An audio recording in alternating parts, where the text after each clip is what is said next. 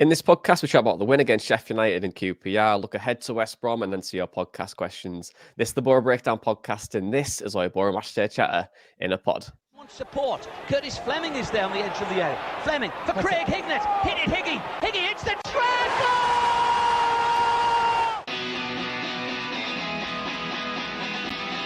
Avenelli coming alive again. Juninho wants the ball played to him. Avenelli spots out Emerson!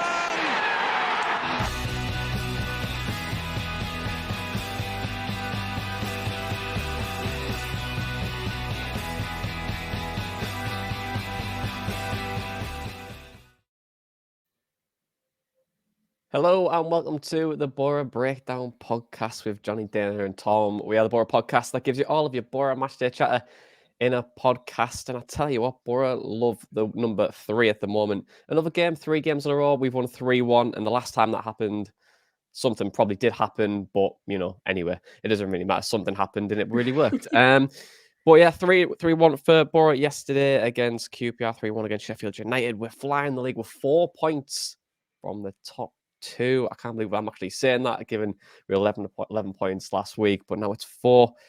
Guys, I would normally ask you how you're feeling in 3 words, but I just kind of want to ask you how you're feeling in general, because wow, what an absolute turnaround we've had over the last few weeks. And credit to Michael Carrick, 72 win % rate now, which is the highest I think I'll ever see a Boro manager have. It's amazing. But Mal, how are you feeling about Boro at the moment? Just really proud, really, really proud. I remember when we put up a post after the Sunderland defeat, basically just listing our next 5 games. I never thought at that point that we get maximum points from those 5 games. That is incredible. It really is. That bounce back ability is quite something. And I tell you what, there's this big conversation at the moment, of course there is, around, can Boro get second place? But I think incentive is a really, really big thing in football. And when there's possibilities, and those possibilities are becoming ever more possible, that can take a team an awful long way. So I'm really happy to just believe in this team. And I can't believe that the gap has been closed to 4 points. Of course, Sheffield United do have a game in hand, but we just look like we are unbreakable, to be honest, and that is just such a good feeling.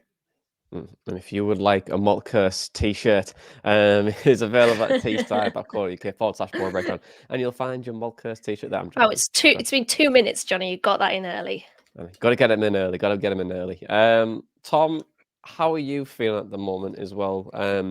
Big day in hospitality again yesterday. You're getting used to this hospitality, Mark, as well. You're always there. I'm in again against Reading, but rough would be the word this morning. But in terms of the football, starting to believe. I think just to touch on some of Dana just said there, would never have expected maximum points for the 5 games after Sunderland. And I said on the last pod that I was going to Sheffield United, didn't even expect much from that, having not seen a decent away win in quite a while. But that was just some performance on Wednesday night, and it was absolutely incredible away end to be in. And then yesterday, as much as I thought the first half was a little bit flat compared to Wednesday, and we made hard work of it from that point, I think second half we just improved so much. And I think it's the old thing where it's like, even if you don't necessarily play your best, but you're getting a win, and to win like that as well, while not necessarily playing our best as well, I think it just gives you reason to believe. And I think touch wood, I don't want to curse us, but I feel like the run-in for the end of the season is now going to be a lot more interesting than previously would have thought. What's impressed you the most, Tom, about this week in general? Because obviously there's a lot. Obviously the bounce back ability is fantastic, but what's really impressed you about getting the wins this week? Well, I mean, the most impressive thing I would say would be coming back from a goal down against Sheffield United.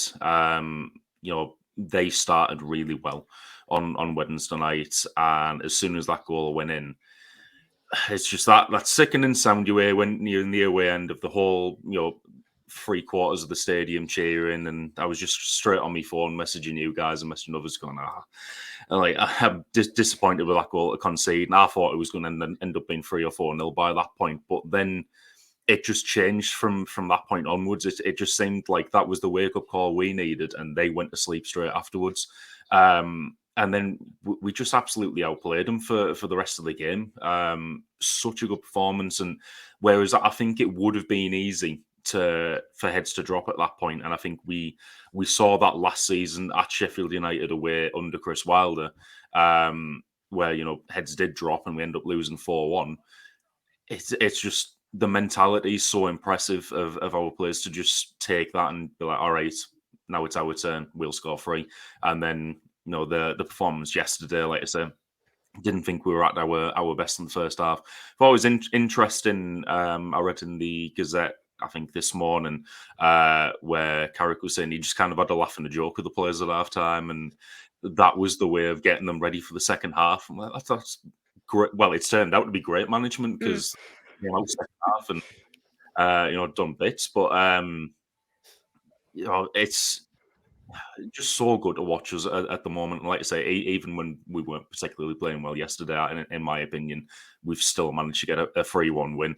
I think usually if you can say, our team didn't play well, but the won, it'd usually be like 1-0, but we've still managed to get a 3-0 win, 3-1 win from it. It's just great to see at the moment. Dan, I want to ask you the same question as well. What's impressed you the most? I think that we have opened up an 8-point gap on 7th, which I think is crucially important, and it's getting lost in the discussions around second place, because I think at worst we'll get a playoff place, and hopefully I haven't cursed us there, but it does feel like that's a large possibility. And also that we've become the second highest goal scorers in the league, because the time of which I started supporting Middlesbrough, from that point onwards, I've seen some garbage teams that can't hit a cow's ass with a banjo, and we are such a good team at the moment in terms of scoring goals that we I think are only a few goals away from Burnley, actually, in terms of goals scored this season. And that's just everything that I've ever wanted and dreamt of a Boro team. We've seen some defensive first teams, some teams that, do pride themselves on clean sheets and closing off opportunities for the opposition. But this Middlesbrough team are just so good to watch. They're so fun to watch, and they're scoring goals at will.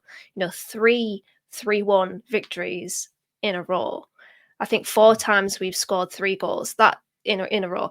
That is incredible, and I'm so happy with that. That's probably impressed me the most.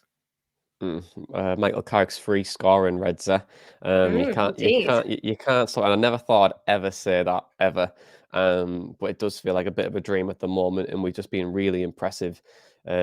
Not just over last week, but I think since Carrick came in the building, we've been really, really good. And we'll continue the praise probably as we dissect the games now. And I'll go to Sheffield United first, because we did make one change coming into the game with Dale Fry coming in for Paddy McNair. We did go 1-0 down after 5 minutes. Tom, like you mentioned, with Ollie McBurney scoring. Was it McBurney or was it, maybe? I don't really know. Try to it was pronounce given. his name. I can't. Well, Dana, I'm dyslexic, so I am not going to even try. Yeah, I can't even pronounce it. So we'll just call him Manel. So just call him Todd. Yeah, call him Todd. Easier. Todd. Easier call him Scotty. Call him Scotty. Yeah, the thing is with Scotty, like he always scores the hard ones, but never scores the easy ones. It's just this thing with Scotty. But anyway, no one will ever get that reference. But we turned it around with Akpom and Archer, and it gave Boro a huge win in the land of the greasy chip butty. Tom, you said that you go into the brambles of the lanes and the last podcast, and I am fully aware it is Bramble Lane, not Bramble Lane. That was why it was a joke. I'm just looking at you YouTube comments. Tom, what were your thoughts on the game and the night at Brambles of the Lanes? Because like you're saying that first 5 minutes was, oh no, this is going to be the worst night, and it just turned out so beautifully well for us, didn't it? Yeah, definitely. I mean, it was my first trip to Titus Bramble Lane, and it's not one I'm going to not one I'm going to forget. I thought on the lead up to the game the Boro fans are absolutely fantastic around us. Such an atmosphere there. I think everyone was pretty confident going into it, except maybe for me, because I'm looking in the photos and I just look really like anxious and on edge in the well, not even that. Just for some reason, I've got resting angry face. I look like an extra from Green Street in the photos before the match. But yeah, it was, like I say, good atmosphere leading up to it. And then it's not even that goal quietened us or anything like that. I mean, it was the first time I'd really heard the Sheffield United fans, other than the song they sing when the game starts. But like I said, they just seemed to score one goal and just think, oh, well, job done now. Whereas we conceded that one goal and just thought, right, it's our turn. And just some of the play from there, I think in the next 5 minutes after that, I was thinking, we're going to be the next ones to score here because we're getting it on the ground again, playing some decent stuff. Whereas I think the first 10, 15 minutes or so was just wave after wave of their attacking and we're trying to get it clear. I think there was one prime example of that where Tommy Smith absolutely levered the ball straight into one of our players. I think it might have been Howson. And then it bounced back through for them on goal. And it just seemed like at that point, nothing was going to fall for us. But like I said, we got it on the ground after that, started playing our way, and then it looked like there was only ever going to be one team that scored.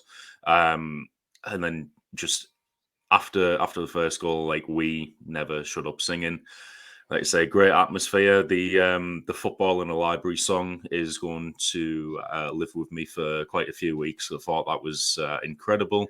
And also, I don't know if I might have ended up a bit on Sky Sports at one point, but I was sat about 4 seats over from Yusuf. So, you constantly got Yusuf singing during the game, which makes it even better, kind of like leading the chance from that. But like I say, it was such a good performance from us. I got in about 1:30 from that game because the traffic people in Sheffield had decided to close the M1 and send everyone through Wakefield. Unfortunately, I didn't get to see the best shop in Wakey, but yeah, I think we wouldn't have been bothered at that point anyway at 1:30 in the morning, but got back in and then just watched the highlights of the game, even though it was like 1:30 in the morning, because like I say, it was just such an impressive win. So like I was just taking in all of the Boro content that I could for about the next 24 hours after that. I watched the highlights, woke up a few hours later to go to work and put Red Alert on so I can listen to the post-match phone in and stuff like that. It was just such a good feeling after that game. Were you laid in bed staring at the ceiling like that Chris Hughes meme from Love Island? No, actually wasn't. I was. Again. It's good, like, to be fair. Like, I mean, like that win in itself was just amazing, wasn't it? And to be fair, Tom, going through shaky wakey, you did miss wakey wines, and it was all fun and games. But I think obviously the start of the game as well, like we do chat about it, but that early goal, Dana, and the way they dominated us in that first 5 minutes, I kind of want to just go on it a little bit more, because when we do fear the worst in those situations, Boro obviously did get out of it and responded really well. But how were Sheffield United able to dominate those early stages, in your opinion? I think they were setting up in a man marking press that whenever Lenihan in particular got the ball, they were on him, and it was really difficult for Lenihan to play those passes that we usually see into House and Hackney. They were increasingly difficult to play because if you pass to House and then you've got McAtee breathing down his neck, it was really difficult for Boro to play their usual game. And something that I said before the match and the build up to it and on the last pod is I really wanted to see us mix our game up, and we did, and I'll get onto that in a second. We changed tact ever so slightly by trying to get those balls out wide to Smith, Giles and Force, as opposed to playing it in those deep central areas, because Sheffield United can and will pick teams off if that is done. But what ended up happening was that it was Boro that were picking them off, which I was really, really impressed with. Marcus Force had a really important role in the build out, because instead of passing to central where it was, as I said, really difficult for Boro to make sure that they got Hayden Hackney and Johnny Howson on the ball because of that really intense press. Marcus Force was essentially pinning Max Law to a really deep position, because obviously Max Law, I think if Marcus Force wasn't there, would be the one pressing Tommy Smith, but because Marcus Force had pinned him to a really deep defensive position, he was able to just give him space to be able to receive that ball from Zach Steffen and then have the room to run, alleviate pressure and try to build out. So I thought that was really important. But Tommy Smith was our out ball in that game and has been quite frequently of late. You'll see it when Boro is shifting the ball around the back line. He is the one that's usually free. And I think that is to do with Marcus Force's position, because as he's quite he's not somebody that's going to necessarily cut in per se. I think he's probably one to commit the player quite wide and quite deep, because he is a finisher. He is a striker playing out wide. They've got to attend to him, and I think his role in that game is really important. But I really, really wanted Boro to mix their game up, and they did. So that was really good, because the previous game against Sheffield United, last season, we saw Boro try to play in those central areas. And for one of the goals, Johnny Howson does get dispossessed, and we concede from it. So I was really happy that we had clearly, the players anyway, had clearly learnt from that defeat last season, even if the manager is different, and that Carrick himself set Boro up to just mix their game up a bit. I think we saw Boro go a little bit longer than we tend to. But that's absolutely fine, because if you played the way that we usually do, playing into those deep midfield areas, then you are going to get picked off. Swansea did it and got beat because of it. So I really enjoyed that. But I think the way that Sheffield United were pressing us was difficult in the first 12 minutes. And then something happened where it turned the tide in Boro's favour that I'll get on to later. Yeah, see, you can always learn a lot from a goal kick, just the analysis last week, and now look at it. But I mean, but I agree with you, D.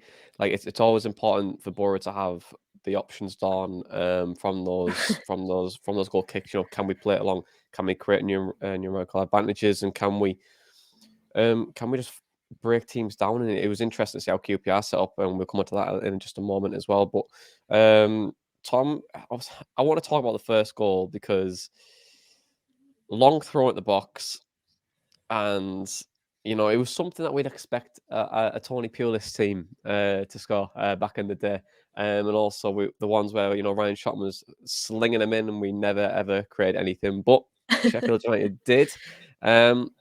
He disappointed in the way we conceded that. Yeah, I mean, the initial disappointment is that we never scored off any of them Ryan Shotton long throws, even when we had Aidan Flint. But I think recently we've been quite good at defending set pieces, which I don't think we were in the beginning phase of the season. Now another team can get a corner. QPR had quite a few in the first half yesterday, and I never felt like we were going to concede from any of those corners. I think we generally do quite well. So to concede from a set piece like that, especially a long throw into the box quite early on, yeah, that was quite disappointing. Watching it back, I couldn't kind of tell how we didn't manage to get that clear, but it's obviously something they do quite often and are good at.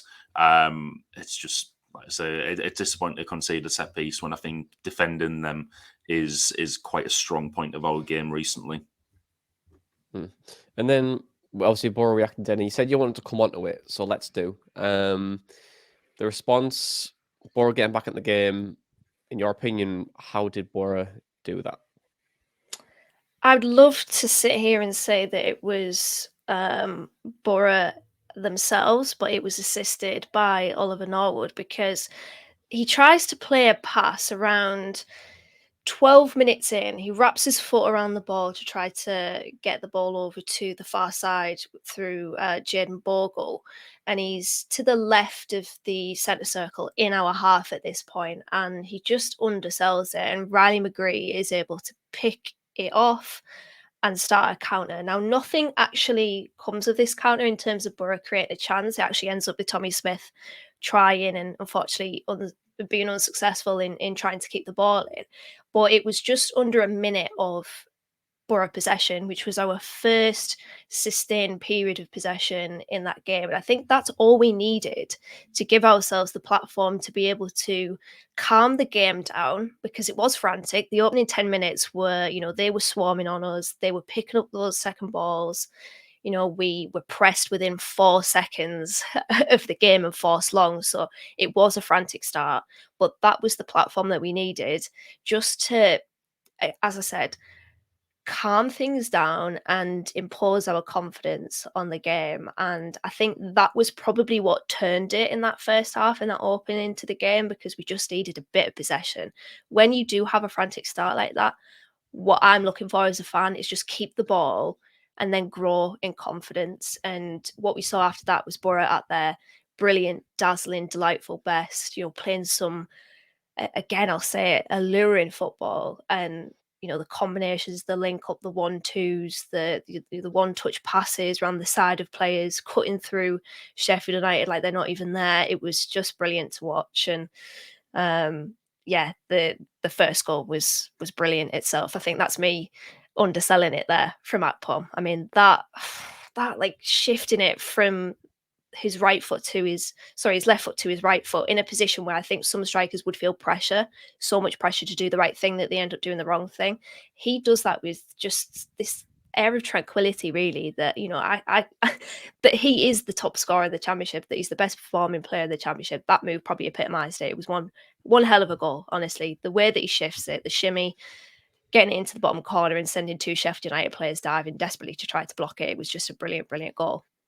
Yeah, and with goals like that, it really does completely change the complexion of a game. And obviously he did shift it on his right foot and create the space for him to get the shot away and for Boro to get level. And we were really good in the first half. And the part of me was kind of like, this sounds ridiculous, but I thought I was a little bit disappointed in the first half to some extent, because I thought we could be so much better in possession and also just try and just put that killer ball through. And obviously there's time where we have to be a bit patient, and we also have to make sure that we trust the process, because sometimes when you are playing possession based systems, that it's not always going to work. But it did, and we were able to kick on and do really well in the second half. And in 47 minutes, Tom, Cameron Archer scored an absolute worldie. And how important was it for you, for us as well, that we get in a half-time level, but then take the lead so early in the second half, and then see the Boro fans throw palmos and chip butties everywhere because it was such a great goal. Well, I mean, it would have been important whenever, but I think the fact that it was in the 47th minute, I think said, just that would have made it so much harder for the Sheffield United players. I mean, you could see heads dropping from that point on. I think even before the third goal, we were taking the mick a little bit. I think that sustained bit of pressure after the second goal, where a sustained bit of possession, where the crowd was all in and stuff for what seemed like about 5 minutes. You could just see the heads dropping so much of not only the players but the crowd as well.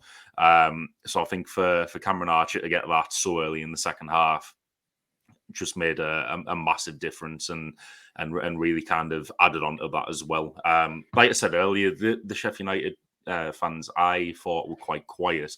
Looking at their message boards afterwards, it seems like they were kind of well aware of that as well. And it seems like some issues are kind of coming to light with them at the moment. Hopefully at the right time of the season, so we can maybe take advantage. But it just seemed like that really kind of like added the pressure. And as soon as he scored that, there was only one way that game was going to go. I will also say as well, based off that goal, I really wish Cameron Archer would trust his left foot a little bit more, because there's been times where he's had it one-on-one and he's just looked to shift it onto his right rather than his left. But when you're putting the top ends like that with your left foot from that angle, just use your left foot more. What a pass from Ollie Norwood, by the way. Unbelievable assist. I mean, he sort of gets up, tackles, plays the ball straight into Cameron Archer. And I tell you what, a lot of pundits will say that a goalkeeper should never be beating his near post, but you simply can't save that. The sheer power that he puts on it was just, I mean, Wes Foderingham could not get that even if there were 2 of him in the goal. So that was a really, really, really good goal from a very clinical finisher. Yeah, you can't stop a rocket, can you? You know what I mean? And I think it was just a great finish. But like you were saying there, Tom, when the heads went down, it felt like Boro took the souls a little bit. And it was kind of like a game where you just felt like they were never ever going to come back into that. And it sounds ridiculous, but they felt it did feel like from our perspective that they became a bit more one dimensional. Didn't know how to. They didn't know each other, and it was really weird seeing Sheffield United play like that, to be honest.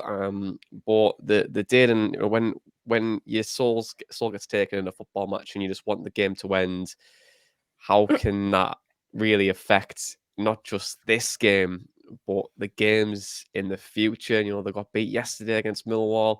Boro won again. That psychological advantage that Boro have at the moment is just it's pretty mental, right? Go on, Tom. Yeah, I was going to say, just to add on to that as well, I think you can see a real difference between the connection the Borough team have with our fans and the Sheffield United team have with their fans as well.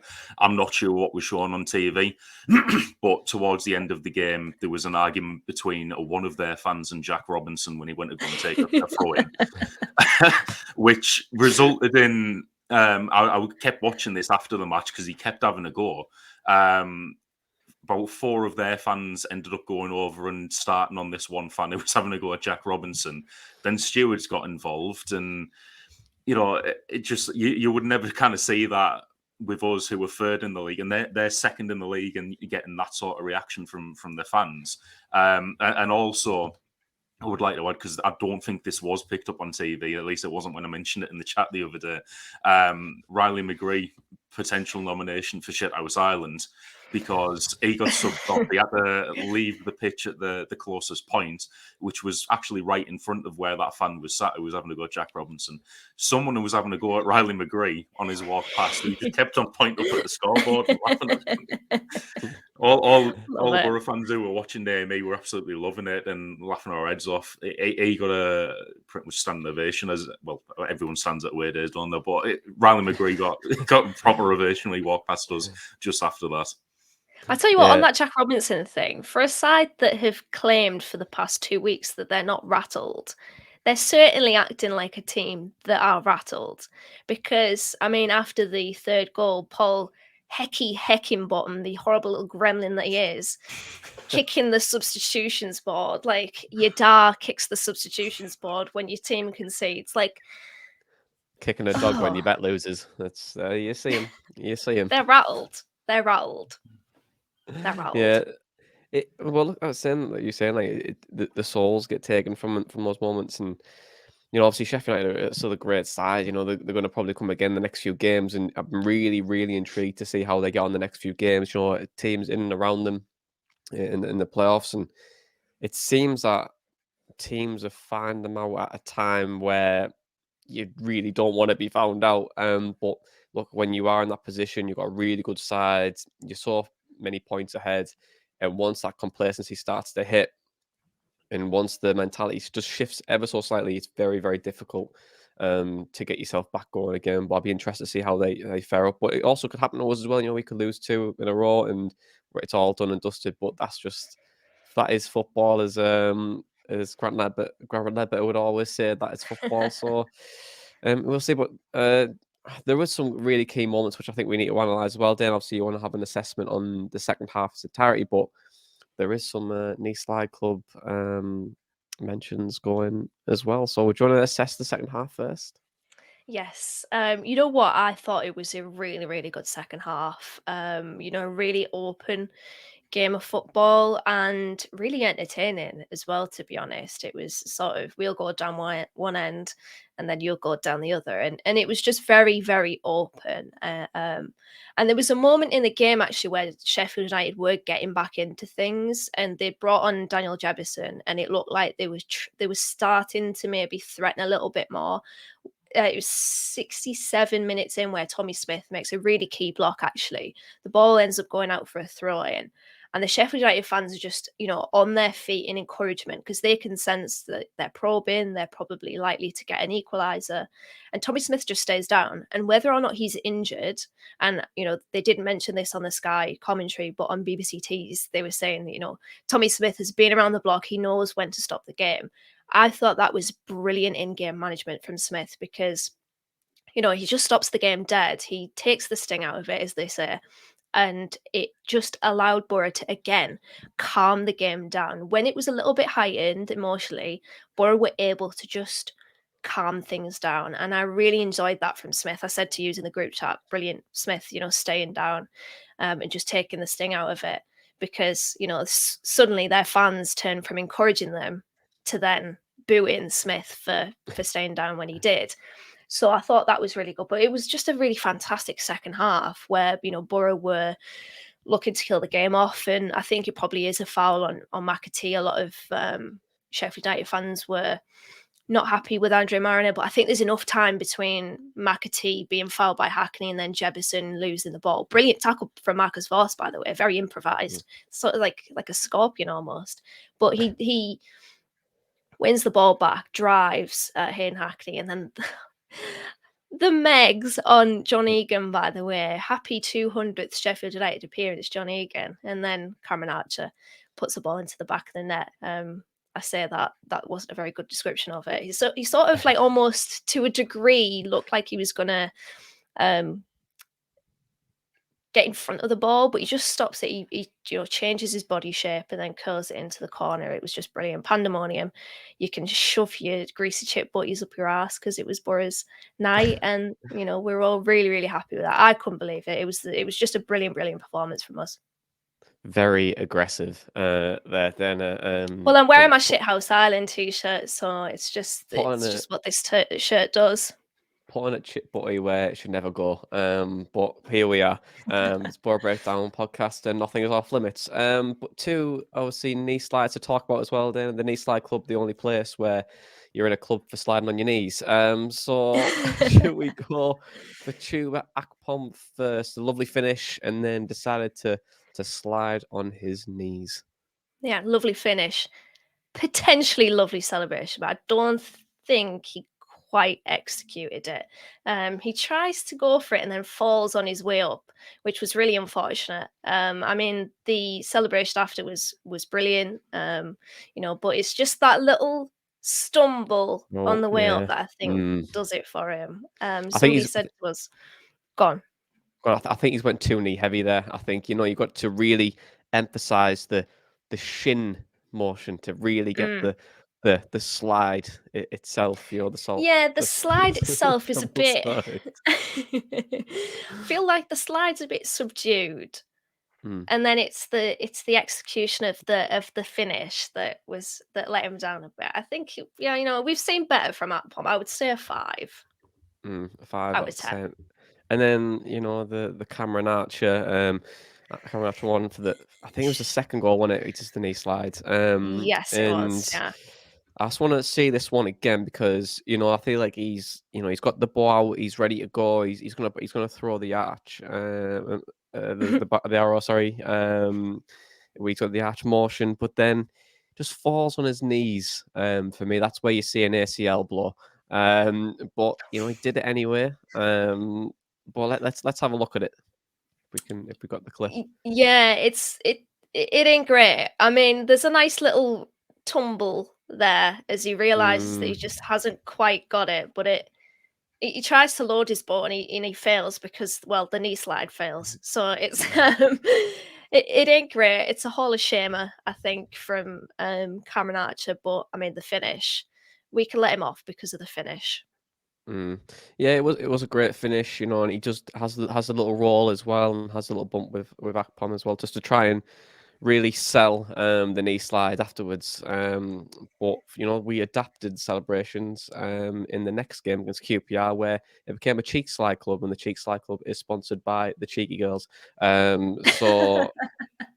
But we'll come to that a little bit later on. We don't have the clips, unfortunately, but we will discuss that in just a moment. But let's move on to questions before we go to QPR, because every week you get the chance to send us a question for this podcast, and you can do it via Twitter, Boro_breakdown, email the BoroBreakdown@hotmail.com, or by joining the Telegram chat, where we do talk about Boro sometimes, probably not most of the time, but we do anyway. But the first question, it's from Rob, and he says, do we need to think of an alternative approach to our corners and multiple balls hit straight to the keeper today, possible switch to a short corner routine involving 2 or 3 players shifting the ball about. Tom, do you think we've spoke about this before a few weeks ago, and I'm all for a short corner. I really enjoy them. But what do you think? I would agree with that because I keep backing Darrell Enhan to score anytime, and he's let me down for 650 quid this week twice. Overall, because we haven't seen a Lenihan goal, which I'm sure is going to come off a corner, but we need to provide him with the right service. So yeah, there were quite a few yesterday. I would say mainly from Balassa, which were kind of like floated into the 6-yard box, quite easy for Dieng to get to. Personally, I'd like to see in swingers on either side. So that's the way I would go with it.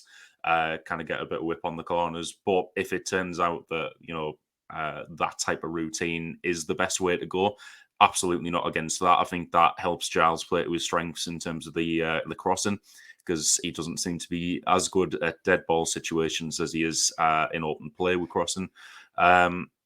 But yeah, I think it's probably good to mix it up a bit, have both options on the table. But we both options dawn on the table. Yeah, sorry. But yeah, I think in swingers on either side, or the options dawn to play it short and get a cross in from a better position. I was reading something the other day, and I was trying to find it because the book was next to me while you were talking there, Tom. It's How to Watch Football by Tifo. I mean, it's quite fun, actually. It's quite a nice book to look at. But there's a stat in there, and I couldn't find it whilst you were saying it, but I think it's like 2 out of 100 corners you tend to score from. So 2 out of 100. So it's very low. There's statistically more of a chance than you're scoring from a long throw than there is a corner, which I thought was really interesting. So why do fans love corners so much, but yeah, I think we should shift, like you were saying there, Tom. Short corners give you a better angle, and you can whip the ball in from like the half space area, and we did yesterday, and it was a lovely goal. But the next question, and then I thought I'd come to you because it was involving Marcus Tavernier. We haven't spoken about Tav in a long time. Marcus Tavernier, the guy who was gas mark 6 for 2 seasons until you started eating Marcus Tavernier. Not physically eating, Whoa. but like a cannibal. But I mean, like, just you enjoyed it. You enjoyed it essentially. Anyway, Marcus Tavernier. It was something he says. Would Marcus Tavernier get into the current starting 11? And Kevin asked, has McGree filled Tav's position? Would Tav get in this 11, Dale? I think so. Yeah, it would be similar to Dale Fry and Paddy McNair in that, they will rotate for each other. We've seen that recently. And, under Michael Carrick, it is very much a squad game. So I think he would. He's a good player. He's got 3 goals his last 3 starts for Bournemouth. Bit annoyed that I benched him on FPL yesterday, but it is what it is. In terms of, has McGree filled Tav's position? Well, they're playing different positions, aren't they? Tav was that ball carrying high energy number 8 in a midfield 3. And then, McGree's in that, I was going to say floating role, like he's levitating, but he's in that very fluid left wing role, but he cuts inside, comes central, plays in the half space, plays between the lines there. So, yeah, different positions, but I think Tav could probably play McGree's position just because I think we have seen with Tav, he does like to cut inside. But I will say McGree is playing fantastically at the moment, so it'd be difficult to get him out of the starting 11. I would like to see Tav in that Hayden Hackney role, to be honest, with House in centre midfield. He was ball progressive midfielder. You can play on the half turn, a bit of balance with the left foot. He had it all. He had all the attributes to do it. So who knows? He could play either role, I think. But he's doing very, very well at Bournemouth. So congratulations to him. But next question is from Ben. He says, how does this season and squad compare to the one we had under Karanka's promotion season? Tom, how does this compare? I think there is a slight comparison to be made in terms of the atmosphere and the connection between the fans and the team. For sure, it seems like there's that kind of real positive feeling around the club, same as there was during that promotion season. Hopefully, Carrick's not going to have a walkout in the next month or so it won't be that comparable. But Yeah, I think looking at the team, it's a different feel of kind of where the teams were. Obviously, the promotion team was built for a couple of years prior, and then we went into that season expecting promotion. And fair enough, we went into this season expecting promotion as well. But with where we were when Carrick took over, it really seemed like that wasn't going to be the case, and that certain areas in the squad needed addressing and stuff like that. But when you think about it, in the last couple of years, we have been, I think, especially from last January transfer window onwards, we have been building the team up in the right places. And looking at the team now, I think it's generally quite strong. And compared to the team that went up, I think we're starting to see not really similarities because it's different play style, but in terms of the strength, I think it's getting there.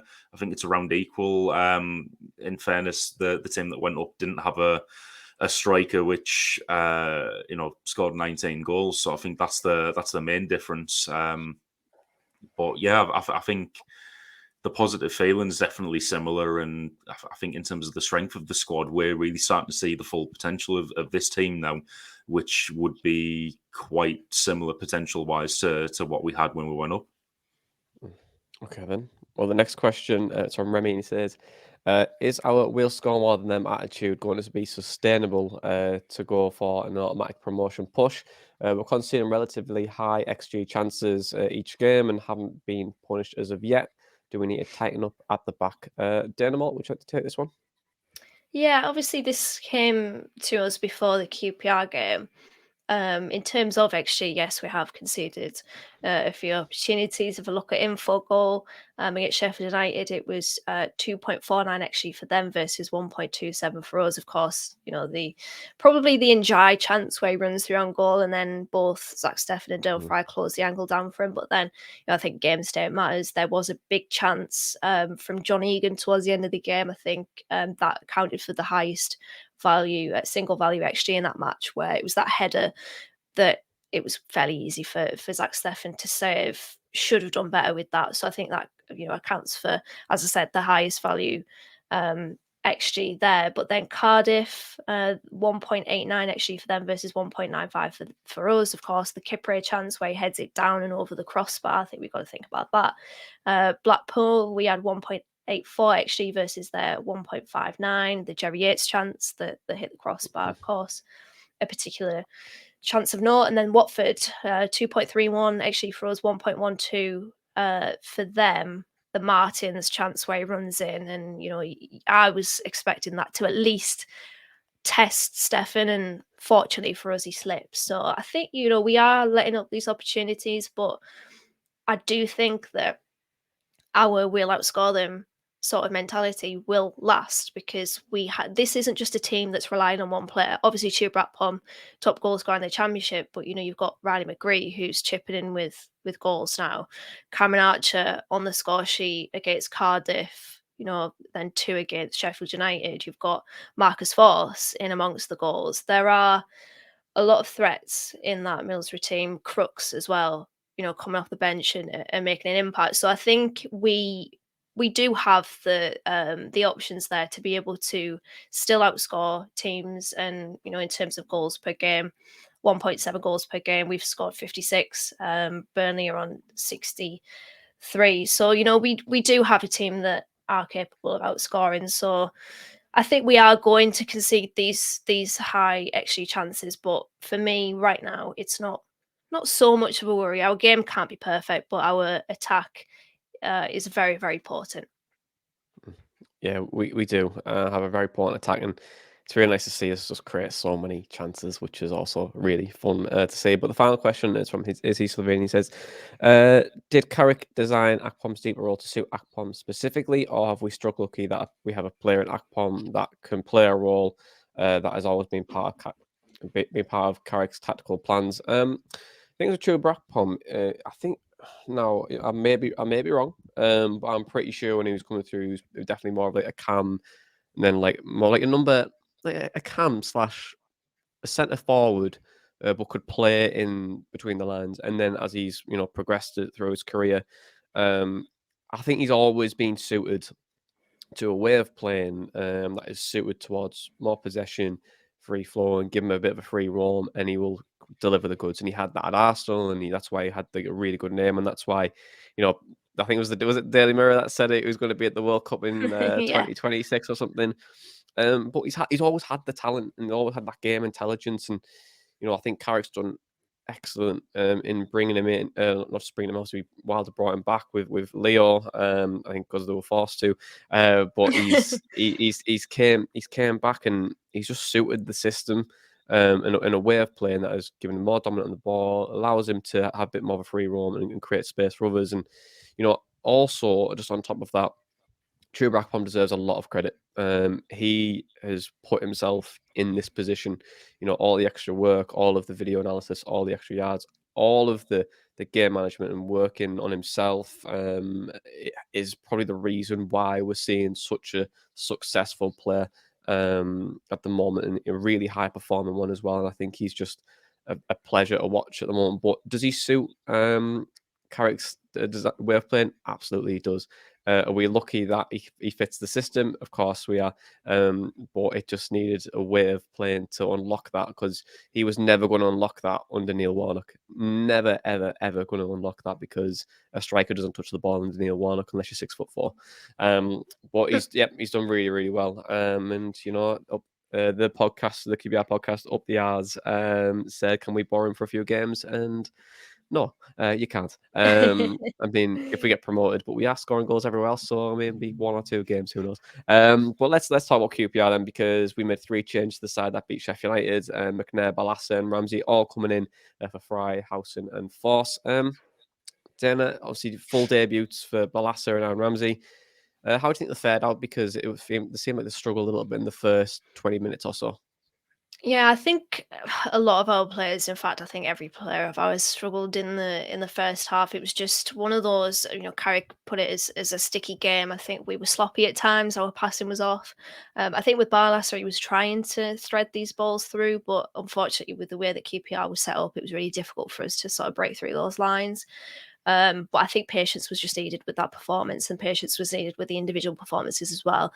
Obviously Barlasser came good with the ball he played through to Atpom. It was very similar to the one that he played against Blackpool. The same player as well that he was intending to get it to, but unfortunately his tuber was diving in that game. To meet the header, he didn't quite get there, but it was a fantastic ball. Ramsey was, I think we'll probably see more of a sort of better games of Ramsey. He is raw. He's only 20. He hasn't played many games. Obviously his fitness has been under question because of his knee injury that curtailed his slow spell at Norwich. I mean, he didn't stand out, but that's absolutely fine, because I don't think anybody did in that first half in particular. And then in the second half, I don't think he really stood out either. But I will say he did have a really good cameo off the bench against Sheffield United. So there's obviously something there. And hopefully we can kind of unlock that and polish it a little bit as the season sort of progresses. Mm. And Tom, it was a different type of win, because that first half, like you mentioned, really difficult. But it was the response in the second half that really got the result, do you think? Yeah, definitely. And like I mentioned earlier, the comments from Carrick after the game, where he was saying the halftime talk was pretty much him having a laugh with the players and stuff. I thought must surely have had something to do with that. I think after that first half, and especially after the Sheffield United win, seeing that first half, I think a lot of managers might have been displeased with that, might have had a different reaction in the dressing room, and might have been tempted to kind of have a go at the players. But I think it just does show good management, where you've got that togetherness in the group, and you can have a laugh with them, spark that type of reaction for the second half, and I think that's really kind of where the game changed. I mean, looking back on the highlights this morning, we did have a decent chance in the first half where Riley McGree hit the post, helped with a Dieng save, but yeah, it definitely was difficult. I thought they had pressed well the first half, and I thought as well Balassa was maybe wanting a little bit too much time on the ball at times. So I think it maybe just took him a little bit of time to get used to the tempo of the game. But then even after the second half, I thought he was caught up and did do better. I think that might go for quite a few of the players as well, getting used to the tempo of the game. He's just the one I noticed most. But yeah, it was a good response. I think Carrick's probably sparked it from the dressing room. But like I said, it's great togetherness in the team at the moment, and that probably goes back to an earlier question where you were about the similarities between this and the promotion team. I think they've both got similar levels of that team cohesion. So it's good to see that we've always got that in the locker to kind of bounce back and play better. Just to pick up on what you said there about, sorry, Johnny, about Carrick's post-match, I just want to play a clip because I absolutely loved what Carrick said after the game. It's not easy to find that rhythm and fly out the traps, and I understood that. I had a bit of a smile and a laugh for the players at half-time about finding your second wind and you'll be all right. Just keep trusting yourselves, keep taking the ball. The worst thing from my point of view, is that we start hiding and we start kicking it long, and that's just not us as a team. We've had all our success. We're playing out from Zach, taking the ball, want the ball, find them spaces, and through the second half, I thought we'd done that ever so well. So I was absolutely delighted with him. I absolutely loved him saying that. He said very similar on BBC Tees of just trusting the way that we play, and I honestly love him coming out and defending the way that we play, because a lot of our fans do knock it and a lot of our fans criticise it, and it's what I've said myself. I really don't want us to hit the panic button and start going long. It is not the way that we play. And yes, we can go long at times and try to play it out wide. I think that's probably the outball there. But to play it up, up to 5'8", Cameron Archer, as I mentioned on the last pod, it's just not the way that we play. And I love hearing Carrick come out and defend the way that not necessarily defend it, but just say, listen, this is how we play. It's worked. It's got us to where we are. I don't want us to play any different. So yeah, really, really love that. Yeah, with long ball, like it definitely does have its place. I think like there's not many teams that play direct football now in the league. Obviously, with Mick McCarthy and Neil Warnock coming back into the league, yes, it's very direct. And it can work. Obviously, there's not many teams now that play that way, so teams might struggle against it. But for us, yeah, it really is vital that we play out from the back and enjoy that process of playing and relaxing a little bit. But I was very intrigued by QPR yesterday and how they was trying to stop us playing that first half, because I know there was a lot of frustration. I know people will be like, oh, well, why didn't we play well in the first half? And we were sloppy. But I personally think it's down to QPR, to be honest, and a little bit of Boro as well, and I'll come on in a second. But in the first half, and John, last week we spoke about a goal kick and how Cardiff pressed, and then we spoke about how Sheffield United pressed with the man-marking system. QPR did something a little bit different, and I found it really interesting. So when they were set up in a 4-4-2, and I really enjoy a 4-4-2 because it just gives you balance, flexibility, and there's a term called yardage, which means you can like change like shape ever so slightly in just a couple of yards, but it gives you that flexibility to do so. And it naturally creates a box between your midfield and your your defensive midfield and your strikers. And in the first half, when Boro had a goal kick, or in like their third of the pitch where Zach Steffen is and the centre backs are, they were like, you know what? You have that space. You have that third. There'll be two. There was two strikers in Law and Martin, and they were there. Well, okay. Well, we'll press your centre backs, and Hackney and Balassi can have it, but we're going to have 8 players pretty much on the centre circle, and that is, for me, I thought was really interesting because it enabled Boro to get the ball out. Balassi would have it, but if you made a slight mistake, there was a big press on them. And when you have 8 players pretty much camped on the halfway line, it's very much a case of, look, this is our numerical advantage. This is also us trying to protect the space between Akpom and Archer, because if we try and nullify them, then they don't really have an outlet to try and get towards. And also it'll force Mills, but just keep playing it sideways. And then what you would see in the first half is Balassi would always try to play the extra, not the extra ball, but the harder ball to try and find Akpom, or to try and find Archer, or to try and find a winger, and they just weren't coming off. And I think Middlesbrough were just found it really difficult because of their mid block and the way that they were set up. But what happened is with that box itself, and how Mills were able to unlock it. And it was just a glimpse in the first half. The one time we did was when Akpom had a goal disallowed. So obviously, when you see in this box of the four, you got Dickey. I can never remember the other three players that I mentioned, but obviously the I think it was Jimmy Dunn, isn't it? Dundazell and Jimmy Dundazell and the Villa lad with a really hard name. number 47. Yeah, number 40. something. Ig. Yeah, so they were creating a box at all times, and they were just trying to nullify Archer and Akpom and just making sure that they couldn't float in between the lines and create space. But Boro had the ball, with Balassa, and they looked to try and play it back, and then we end up getting the ball to McGree. And what Akpom does really, really well is he just pulls away from taking goals on the left back and just creates just the space. And the thing is with fullbacks in a 4-4-2. Sometimes you get too much space from your centre half, and then that's where a striker will end up finding the space to get in behind. We find the space when you just pull away and you just get out that box of the centre backs and the centre mids, and he was able to create that space, get in behind. He was offside, but it was a great finish, and Boro went on. In the second half, but there's a key change in the second half, which I think QPR will be really frustrated about. But I think it comes from Boro not playing well in the first half, because in the first half, we were giving the ball away. We didn't look confident. They were winning the ball back in key areas, and they just became in the second half more aggressive, and they were able to push the fullbacks forward. But in 4-4-2, that obviously if you push your fullbacks forward too much, you create a lot of space. But there's a clip that I want to just obviously people on YouTube can see, but I'll describe it after we've seen it. But essentially, QPR have moved to a man-man system in that second half, and they wanted to try and press a load of bodies forward. And that itself expands like that from defence to the midfield, that space. So Akpom's able to pick it up and then play the ball through to Archer. So I'll quickly show it for us now.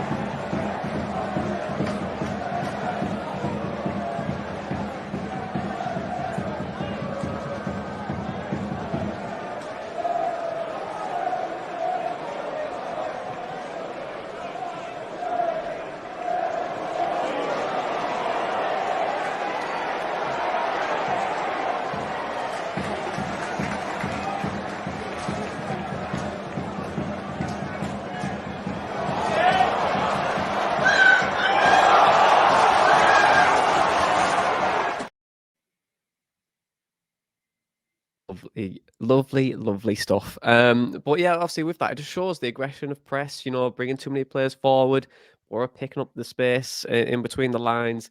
And that was at a time as well where it was still 0-0. But they came out in the second half just far more aggressive because they had that incentive to play. But if they just kept the shape and, played how they did in the first half and maybe came out in like the last 20 minutes, it would have been very interesting to see. But we did get the goal, of course. And Chuba Akpom just scored an absolute worldie of a header. It was a lovely ball from Balassa. 19 goals for him now in the league, 20 in all competitions. The bookstore is coming. I heard there has been planning permission being approved just to be outside, just to create his own little shop. It's just going to be called Chuba's Book, My Road to 20 Goals. But yeah, he has been coming up with a big moments, any Dynamo. Yeah, I don't think football cliches would be best pleased with your usage of worldy to describe some of the goals. It wasn't. But hey, It's a great header. It's subjective to be fair. But yeah, I mean, he is just brilliant, and I think you alluded to it on Twitter on the podcast account afterwards. That it's just really good to see someone kind of find their place in the game, because as I mentioned a few podcasts ago, Chuba Akpom had scored 12 goals prior to this season in England. And the fact that he is on 20 in all competitions is down to him. And honestly, there's no more popular goal scorer in Boro colours than Chuba Akpom. He's just an unbelievable player at the moment. Not just his goal scoring exploits, but just the way that he's playing, the ability to drop deep into those really key areas of a football match. When Boro may be up against it a little bit and they can't break through, he'll drop deep. He will be a genuine nuisance for players and the opposition, because he's able to pin players to him and then spin around them and move the ball forward. His technical ability, his ability to track the ball and move is just brilliant. And he is honestly on fire. I really wanted him to score the hat-trick because he had a chance where Dieng saved it. And from my view in the East Stand, it did look like, even though Dieng had saved it, that it was still going in the top corner. And I was like, oh, why? But everyone around me was just putting one finger up, saying one more. Like, it's gonna happen. That it would take something incredibly unfortunate for QPR not to reach 20 goals in the league, and even get 25, for example. But it's gonna happen. And I tell you what, when it does, hold the front page and hold the back page, because it should be emblazoned all over the Gazette. It's just, where did this come from? We've got a goal-scoring striker. It's just the best thing ever. And I'll never take QPR Akpom for granted. Akpom. Akpom. Just to add on to that as well, something interesting I noticed this morning. He's 7 goals behind Haaland now for this season so far. It's crazy, isn't it? Honestly. Not saying they're similar, but Akpom's better. So yeah. I agree. And obviously his goal in itself was like the key moment, Tom, which swung the game Boro's way. And then we had, Riley McGree finish the game off there, and shithouse island for Riley McGree. Was it a penalty firstly for the second goal, and then the shithouse the celebration at the end? No penalty, no.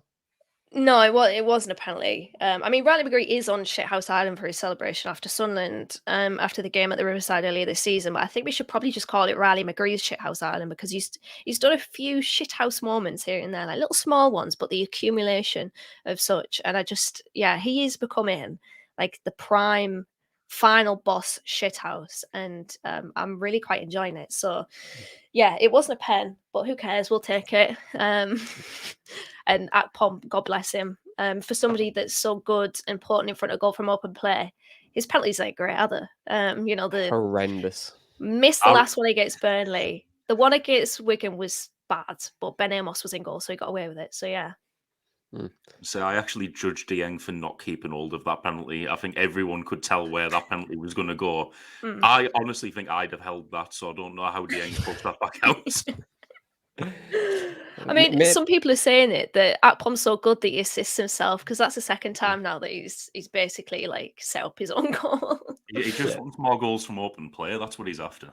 There was a moment in that as well, where Cameron Archer held onto the ball for the entirety of when the foul was taken. Obviously, there was a round of applause as well for just a moment, and yeah, he held on it for ages, then passed it to Akpom, and you thought he's took all the pressure away from him then.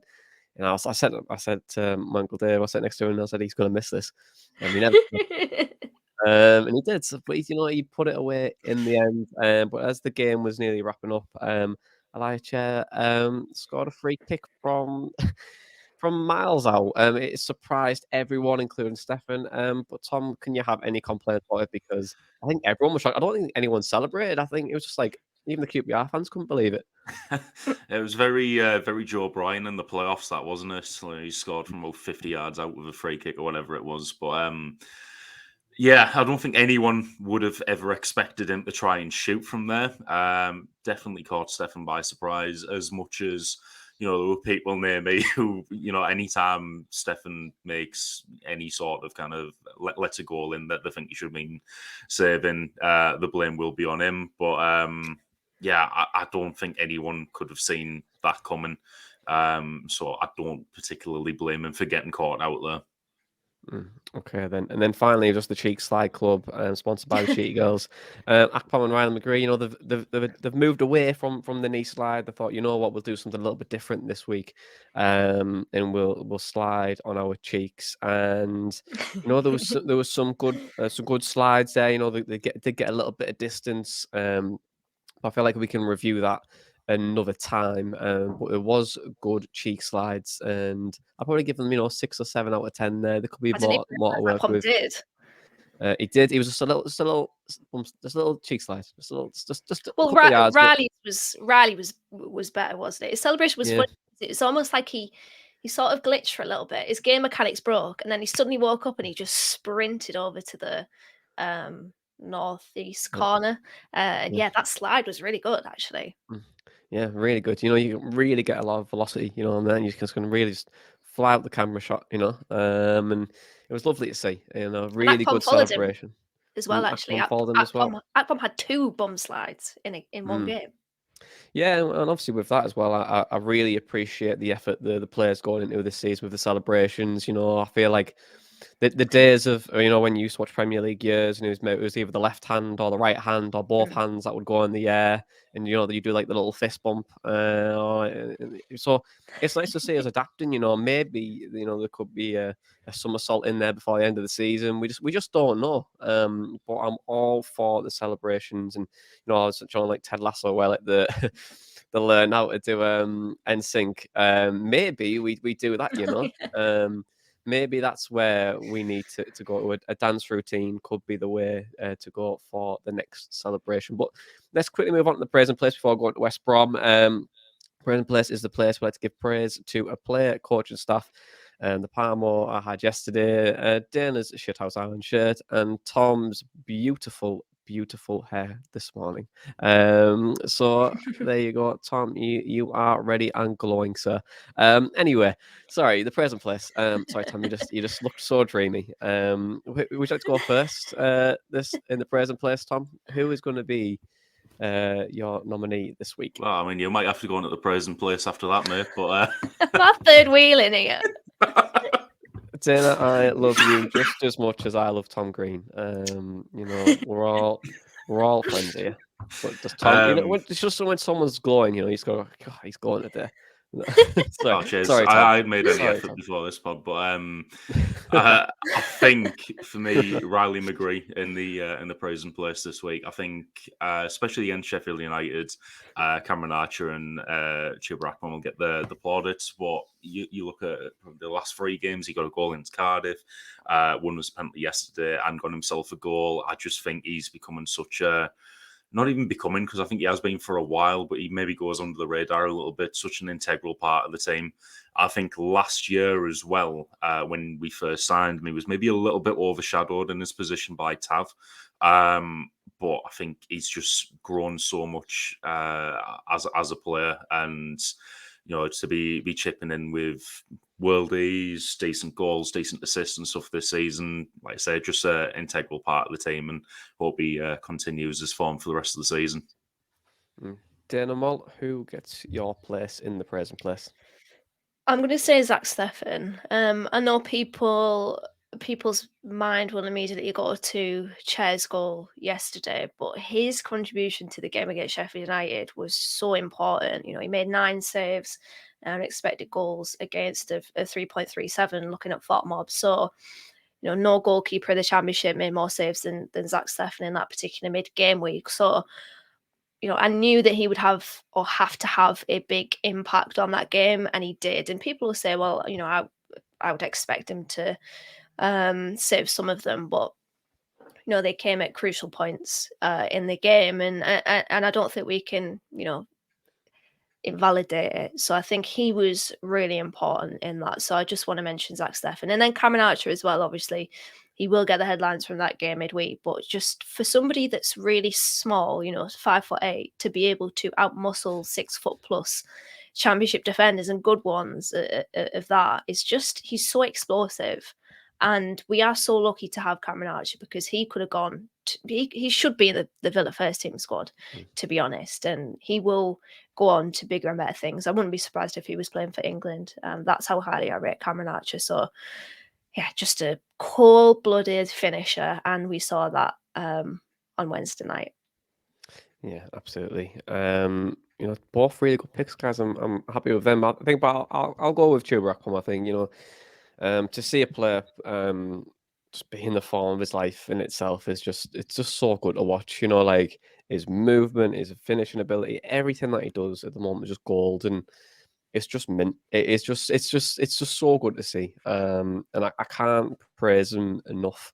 And he's always he'll probably get the headlines because of the goals he scores, but everything else that he brings to the game and this side is just fantastic. And although I love Riley McGree as well, I just think that Chuba deserves the space this week. And wow, keep scoring, Chuba. That's all I'm going to say to you. But let's move on to West Brom then, because Boro travelled to the Hawthorns against the Baggies, and Carlos Corberan's sides are, well, doing relatively quite well since he came in the building. He's got 61% win rate, and a similar turnaround to Boro. They were in the playoffs for a period of time, but they have fell off ever so slightly in the last 5 games, losing 3 games, winning 2, and then drawing 1 as well. But they go to Watford before they play Boro, so a really difficult game for them to come into. But Carlos Corberan he's a very practical coach. They are switching between the 4-2-3-1, the 4-3-3 for most games in this season. They are relying on individual moments, but I would say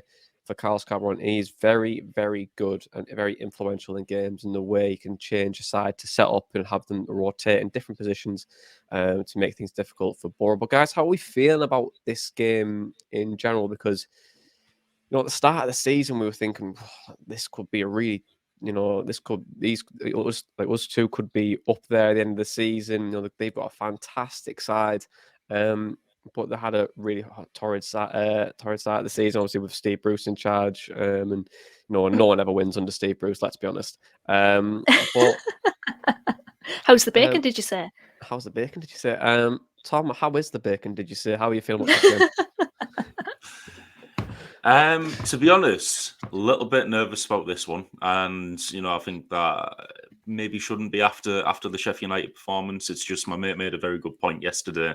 We've done quite well at the Hawthorns in recent years, so clearly something's they're due something at their place. They're a good team. I rate Corberan as a manager. I think when you look at last season, we all had Huddersfield and our predictions to go down, I think. And then they ended up, in the playoffs and, coming in there and beating us at the Riverside, and probably one of our worst performances, but they played really well. I thought Corberan set them up really, really well that day.